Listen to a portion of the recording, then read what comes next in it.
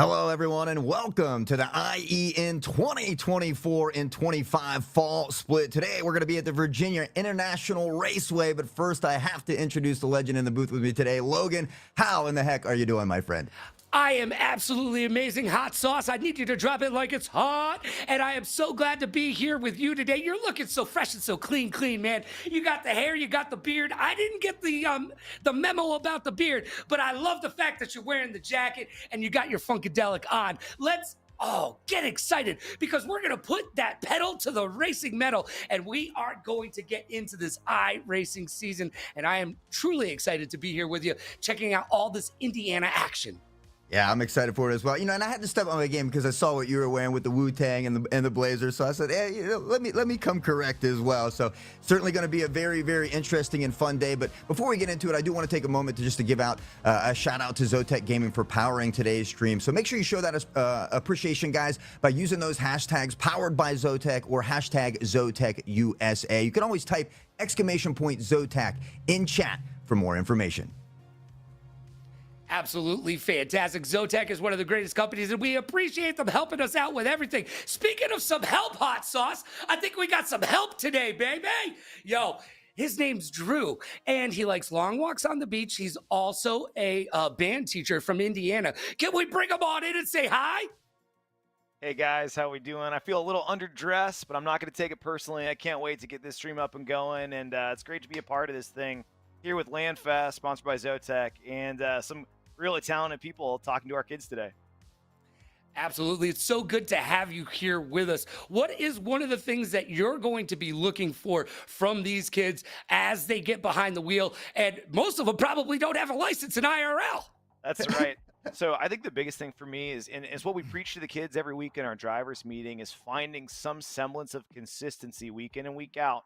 It's not about wreckers or checkers, but going out there and scoring points. And if we can grab some points here, maybe some podiums here and there, you're going to put yourself in a great spot come springtime when we start handing out some championship awards. So it's all about consistency, being great on the inputs, and also don't let those setbacks set you back. Yeah, consistency is key in not just traditional sports, but a lot of esports. So sometimes easier said than done up here in the booth. But I know Virginia International Raceway's full course is 3.27 miles. Today we're on the north course, though, that's only 2.25 miles, a total of 17 turns. Is there anything that you kind of expect from this track or things that we should be looking out for, Drew? I think one of the things that the kids are going to struggle, there's a series of, you call them high-speed corners, but it's absolutely high speed.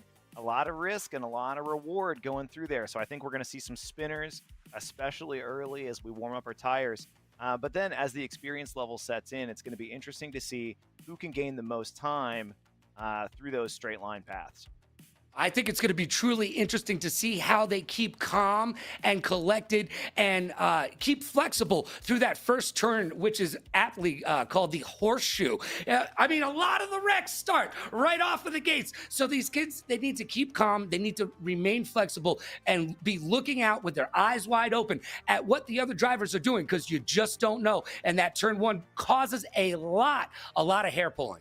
We talk to the kids about this a lot, and I tell them, guys, no race has been won from the first turn, but a whole lot of races have been lost. And so for us, making sure that we're staying clean, you know what? They were good boys and girls last week. Did a nice job getting through turn one without any major snarls. Let's see how we do this week. Yeah, the tough thing I think is right after turn one, they have a series of a couple more tough turns from the NASCAR bend to left hook, then into the snake where they kind of get some of those longer lines and they can quicken that pace. But definitely a lot of tough turns to start this track off. We are definitely going to be looking for them to keep their turn in, their apex, and their track out exactly in line. And I'm going to be watching their drafting, and I want to see if they're able to take the slipstream and be able to slingshot their way into a better position. That's what I'm looking forward to. Any shake and bacon? There's always shake and bake, baby. Now, Drew, I think we were talking a little bit before the stream as well, and you said this is technically the second official points race of the season, but it is the fourth overall race. Is that correct? Yeah, that's correct. So the season runs both ovals and road courses as we go through this. So it gives the kids really an opportunity. We got some drivers that'll only run the ovals, a little IndyCar-esque. Some drivers that only run road courses, and most of our drivers that run all of them. We did 2 preseason races just as an opportunity to shake off some dust, get some of our rookies in, new guys, absolutely experienced in the league. And like I said, last week's race was our first points paying race, and this is our second one. Next race up for us is an oval, short oval, so that should be interesting. All right. Well, I know that you said the two-time winner is currently not here today, maybe off in Currently Japan. So out. some of these other players might have an opportunity here to kind of step up and fill that role. Now, you said something about maybe some rookie stripes on the back of some of these cars as well for some of those watching at home to be able to tell who's who. Absolutely, we're about ready to go green flag racing here. Back over to the wine shop. You'll notice we're taking a look at Gage Morse right there. You kind of see in the middle of the car, and then Mhm. also in the car in front of him, James here. Those black and yellow lines. We are green flag racing at Virginia International today. Let's see how we do going into turn 1. Let's get to some racing. I believe they say boogity boogity. Let's get to racing. And this is the exciting iRacing that you have come to know and expect. Indiana schools showing up and showing out. Turn number 1. Let's go horseshoe, baby. There it is, the horseshoe, kind of taking a wide approach here, losing some speed, gonna drift off the course just a little bit, able to correct here, gets a little squirrely there, but no collisions just yet through that first turn as we head into the NASCAR bend. Ooh. Uh-oh, I think we might have got a couple drifters off the side of the course here, boys. That's teammates from Union City High School bouncing around the outside. Outstanding job, Levi, with situational awareness to stay out of the Lake Central driver of his way, but then also his teammate battling out, ultimately giving him the space as he runs through the chicane. Yeah, and here's the deal. Look, Tom Cruise said rubbing is racing, but iRacing doesn't like that rubbing. So you need to be aware of who is in control of the turns and who is responsible for those turns as well. That'll be interesting to see if some of these teammates opt to get together and use some of that drafting to kind of pull each other along here as we see. I think that's Levi that we're watching right now coming in 7th position, kind of coming through these winding straight lines of this snake and getting ready for that uphill turn. Another dangerous one here ahead of us. You know, I really like that uphill turn on iRacing because you're going uphill, it gives you a little bit of extra traction. So you can actually take that turn a little faster than what you expect to, as we see Axel spinning out, losing a little bit. And those kind of those straight lines that I was talking about with some of those cold tires. Got to lock And up those brakes, though, and get out of the way of everybody else. And that's important as well, keeping the rest of your drivers safe on the course. absolutely. Riding on board here, Lake Central High School, Dane currently running in 2nd place. At 149 was the lap time there for them. 147 though, we think Zach up there in that pole position, leading the way at the moment here, and beginning to add some time to that as well. We see a couple seconds kind of in between first, second, and third here as well. Yeah, 2 full seconds is a lot in racing terms, but not as much in iRacing terms. As we get a little loosey-goosey there using the grass, you're not getting paid to mow the lawn. You got to stay on the pavement. You know, that's Pablo from Lawrenceburg High School. And actually, interesting story, Lawrenceburg High School, they only have one sim rig. So their drivers alternate every other week. Pablo did a nice job. He was either 3rd or 4th in one of our preseason races, but did not participate in the season opener. So it doesn't surprise me that he's currently running now in 3rd as a pretty talented driver, doing a nice job in the league. Yeah, we can see him kind of holding these inside lines here. You can see the pavement, how as dark as they kind of follow this track here, trying to find that sweet spot in and out. And again, the lead there from Zach is kind of being held around 2 seconds, so not able to break away just yet. We'll see if Pablo can maybe close some of the distance here on these longer lines. I'm seeing a lot of. Oh, go ahead. No worries. You know, it looks like Zach right now is about 3-second gap, and then it's another, let's call it, well, probably 6 seconds back. So it's going up. I might bop over to some closer races, see if we can find something exciting. Here is Mooresville High School. Yeah, we're a little far back there. Well, I'm noticing that a lot of these racers are choosing safe, very safe lines. They're not getting in on the turn-ins. They're waiting on those, and they're not hitting their apex, and thus they're not being able to meet that track out and keep that top speed through these turns. I'm seeing some really safe lines, which makes me think that some of the drivers have not practiced on this map as much as they would have liked.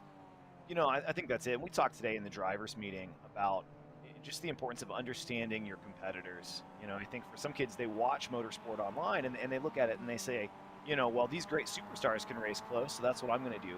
But in reality, there's a pretty wide variety of skill sets here in the league. And I think it's important to keep that in mind too. This is all strategy as kids are going through to find how they can survive to the end in a race that might be a little messier than I think any of us would prefer.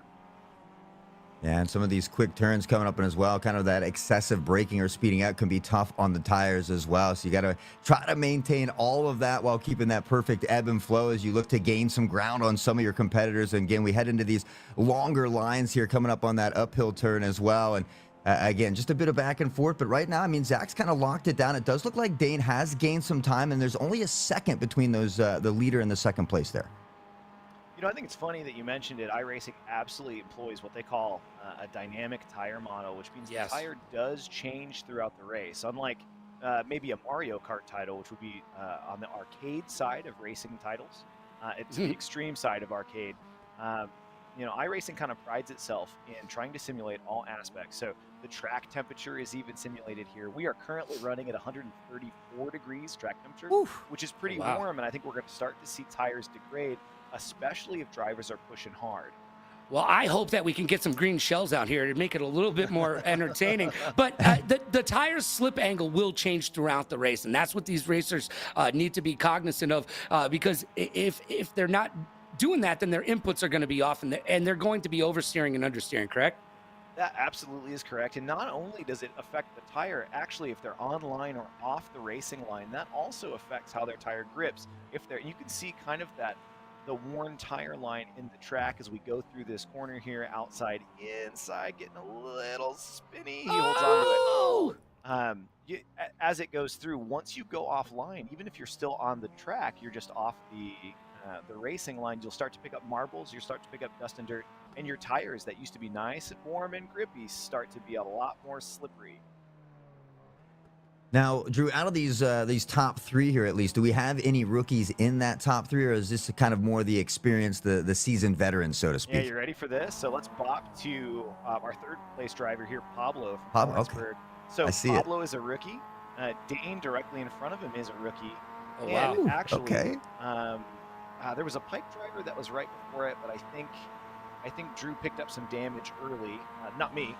Drew from Pike, as I think he is not necessarily on the lead lap. Okay. And here we go. We got a little draft in here. Look at this. Finding that slipstream. Going to take the inside turn. Finds that apex and hits it. Yo, that was a good pass right there. And, you know, I think equally good pass. Drew has done an excellent job for us. He's been racing at least last year. He was a newcomer and picked up a couple podiums throughout the season. But also hats off there to Pablo with some great experience to see the faster driver coming in his relative and give him that open line. And he lives to fight another day. He could have absolutely closed the door there, but with the closing speed, would that have caused you an accident? Something we talk to the kids about is, you know, I'm just a band teacher. I'm not great at math, but I can do sim racing math and figure out that if I wreck the car here, I come in 15th place instead of 3rd place. So I can give up one place and still race the race. And it's also Pablo's responsibility at that point, though, to be cognizant of the drivers around him and keep those eyes wide open. Absolutely, and I'm super impressed with Pablo. It being, especially because he's only raced half of the races, his awareness around the track is really going to serve him well. As we talk about consistency at points at the end of the season, he's done a nice job here knowing his role, but also being willing to back out. I think that's tough for anybody, but especially high school kids. They see a gap and they see red a little bit, and all of a sudden they're shaking their heads going, man, what happened? Yeah, you know, and these games, we talk about the physicalities of them, but there's a big mental aspect there as well. So for these young students to kind of lock it down and do what's right and just kind of keep their calm and their poise, especially for a rookie like Pablo, really just showcases the plethora of talent that's out on the field today. And this Yeah, is we don't. Go ahead. No, I was just going to say, we don't talk about the mental game of esports nearly enough, especially while we're talking about high school kids, right? All right, we're getting off the range over here. Everybody's slipping and So getting crazy. You love so to see it. funny. You're talking mental game, and that is absolutely what it is. So both of those guys, Pablo and Dane, are rookies in the league. Dane could see that Pablo was closing in on him, and instead of focusing and running his race, he braked too late. And in doing that, so did Pablo. We both went off the track because we were concerned about each other instead of making sure you knew exactly where you are on the track and going after to find our absolute cleanest, best lines for the best possible times. Well, speaking of consistency, Zach has certainly locked it down. Maintaining that 137 lap time has been very consistent through the majority of these laps and keeping that lead. I mean, Dane and Pablo potentially could work together. Maybe you use some of that drifting skills to kind of pull each other forward and maybe gain some of that time. But, Zach just kind of doing a good job of distancing himself out in that lead. Absolutely, putting some laps in. We see the best time on track is currently Zach in the lead with a 137. The people around him are running 140s, 139s, and 138. So, I mean, at that level, after 5 or 6 laps, you're gonna put some gaps between you. Now, Drew, do you talk to these kids about their racing vision? Because when you're driving a normal car, you're just focused on the car in front of you. But that does not serve you well on a racetrack. You need to be looking far in advance. If you're looking at the car in front of you, you're only going to be going as fast as they are. As we see a great pass right here by our main man Pablo getting it done. Yeah, Pablo drops himself up into second. I think this is probably going to shape itself up to be a really interesting battle here between, whoa, as he dives down the inside but can't stick it. And I think that's where it went off. Hats off to Pablo for absolutely seeing that was coming. Let him go by, did not close the door, and he said, that's fine. You want to take that line? I'll let you lock up your tires. And that's what it was. We talk a lot about that, but I think more importantly with kids, we're trying to talk about, setting long-term goals. I think this is an academic or a scholastic esports league, right? At the end of the season, there's a state finals and there's trophies. But for me as an educator, for me as a teacher, my goal is to provide these kids with an experience that they can take to the next level. We're probably not training the next generation of iRacers. Hopefully a couple kids can maybe find some success at the next level. But for many of our kids in the league, it's all about how does this make us better as people?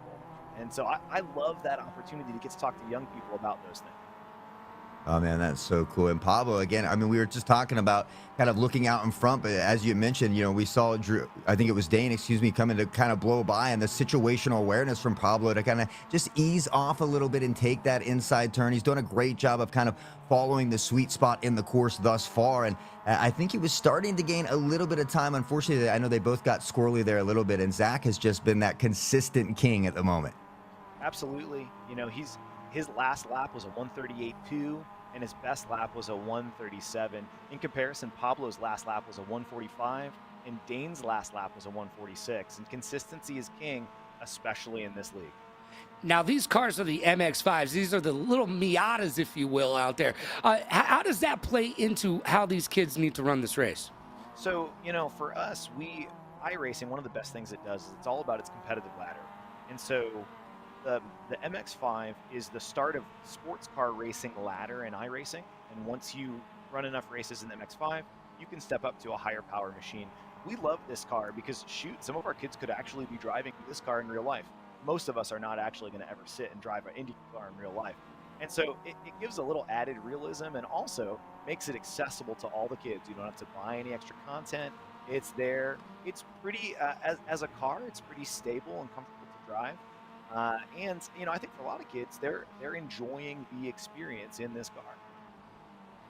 Man, Pablo is just eating right through that little snake section of the course. A nice turn through the uphill turn here as well. And, again, just showing great poise for a rookie, which is really fun and exciting to see it. A lot of times you have those veterans just kind of out there running things, but to have so many rookies up here in the front of the pack and kind of displaying as if they've had many, many races before, it's definitely a fun sight to see. And I don't even think Pablo is comfortable on this track quite yet. Wait till Pablo gets comfortable here and really sees the lines. You're going to see something special out of that kid. Absolutely. I just love how calm he is in the car. So here we are on board Carmel driver, Aiden from Carmel, and he's looking down Jameson from Harrison High School. Carmel drivers have won the league the last 3 years in a row, so outstanding drivers. My guess is, if I didn't know any better, yeah, Aiden lost 4 places at the start, so he's a little out of position, I think, as he gets the pass done on Jameson going down here into turn 1. Next driver ahead is Ben. They are both on the same lap, so they are going to race and fight for this position. Aiden down low, trying to sneak it out on the inside. Ben is going to get a little squirrely into the wide of the track. So with that, Aiden able to sneak on by and will secure him a 4th place. And he's looking hungry for more. Did anybody notice that that driver was wearing a Santa hat? I just want to point that out. That driver was wearing a Santa hat, okay? 'Tis the season to be jolly. Get that win. Fa la la la la. Hey, don't get past Halloween yet. This is my favorite month. Fair enough.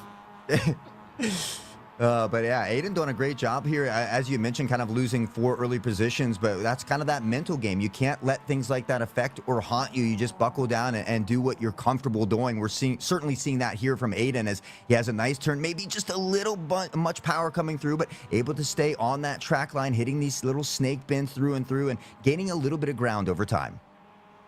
Absolutely. It's a little bit of a mismatch. The last lap from the car in front was a 141 to Aiden's 138. So like I said, I think Aiden was probably a little bit out of position for the first few laps. And as the race settles in, it looks like he's probably going to be able to pick up a podium here unless Axel picks up the pace a little bit.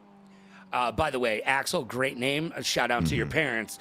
I'd like to see the racers be a little bit more confident in their turn-ins and try to pick a truer line as this race continues and they get more comfortable out here. And we're seeing a little bit of more of that as we get some passes and these racers get more comfortable.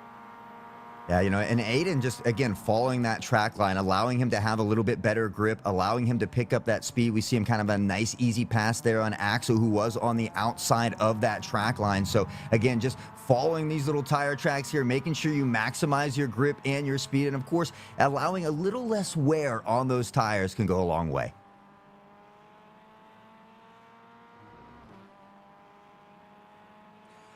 Big shout out and thank you to LandFest for building healthy communities throughout gaming with 23 chapters across 18 states and over 150 events a year. You're in one of them right now. You can find an event near you by visiting landfest.com.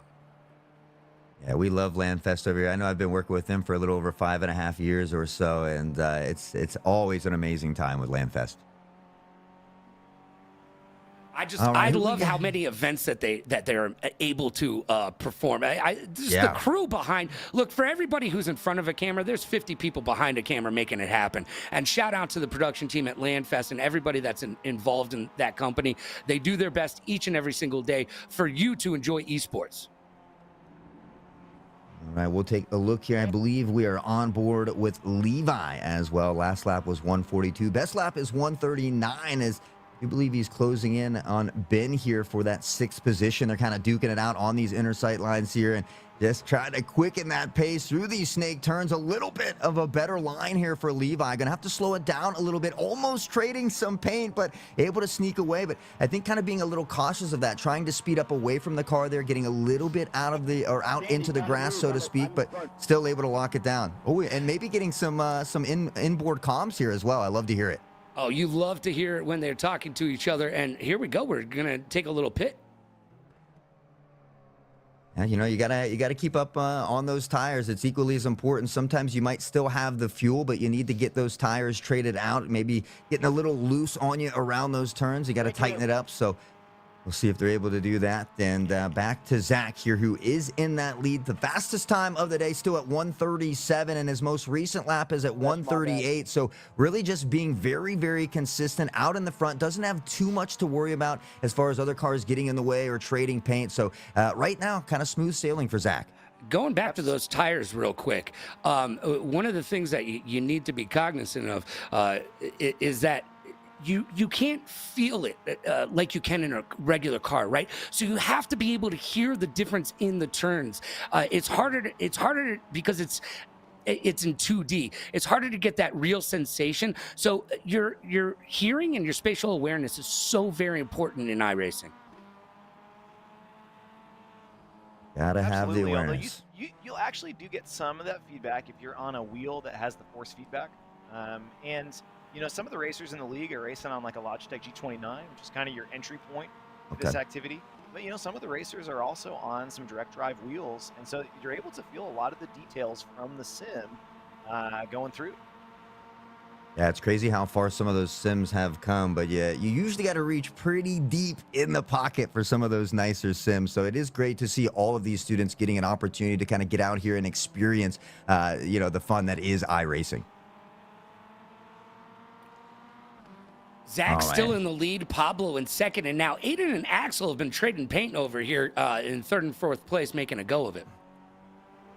Hey, sometimes you got to trade a little paint, let them know you're still there and still fighting for that spot. I think we had some people in chat cheering for Aiden as well, so hope he's able to make it back. But off to the side there, and I think with that, Axel will regain the lead over Aiden here, who's had a lot of success here in these last few laps.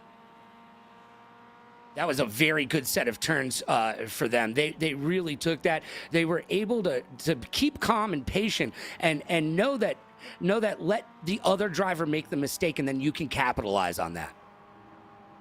And, just resting around that uphill turn, a little bit of windiness, but a lot of straight, like snaky lines through here. So you can really pick up a lot of speed and gain some time, but you got to be careful on this turn here. It is downhill. You got to be careful not to brake too hard. You don't want to lose too much momentum, but at the same time, you don't want to go flying off the side of the road here either.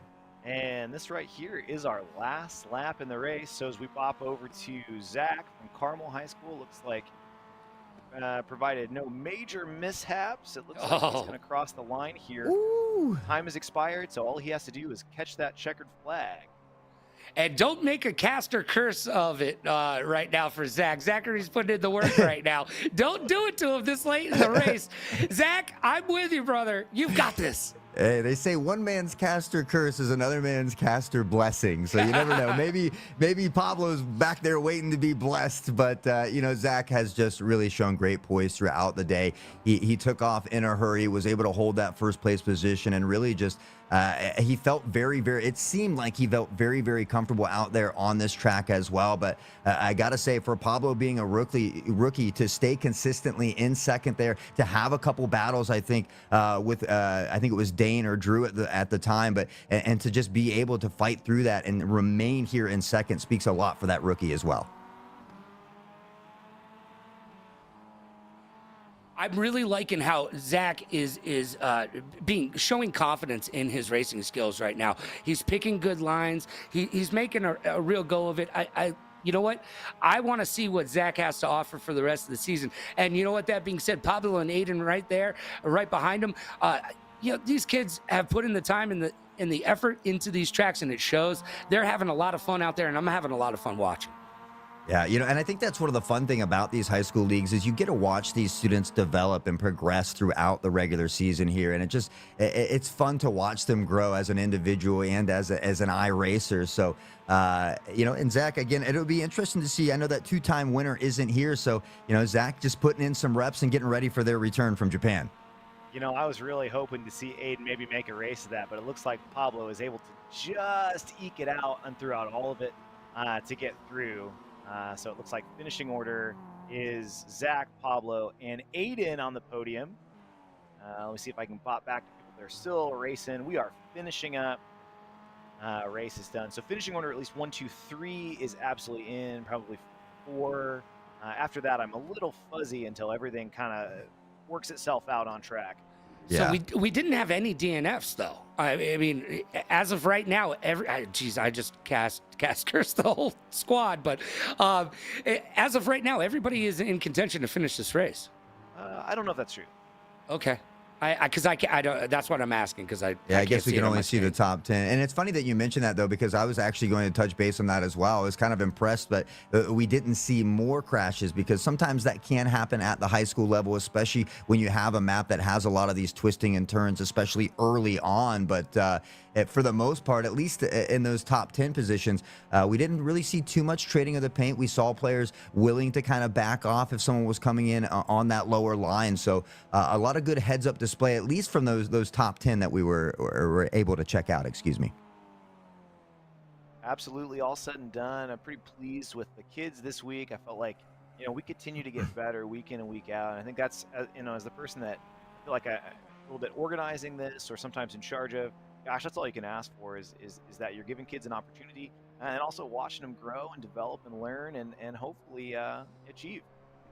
Yeah, big shout out to all the teachers that are putting in that extra time, that extra effort. I have always said if we paid teachers what we paid baseball players, we wouldn't have to worry about other countries' math skills. We would be doing a lot better. And yeah, big shout out. Look, I know how hard it is to be a teacher these days, and I want to give a big shout out to Drew and all of your counterparts that get it done for these kids. Absolutely, and I think for me the best part about this is the people that I get to work with. And so these kids have been great. Super excited about the rest of our season and what that holds for us. Yeah, and it's equally as fun to see the parents getting excited for these kids as well. Because when I was younger, video games weren't like maybe you need to get outside a little more and things like that. So it's great to see the parents and everybody coming and encouraging these students. There are many opportunities, college. Scholarship opportunities and various things, but just to see them so encouraging and supportive of something that might not be a traditional sport.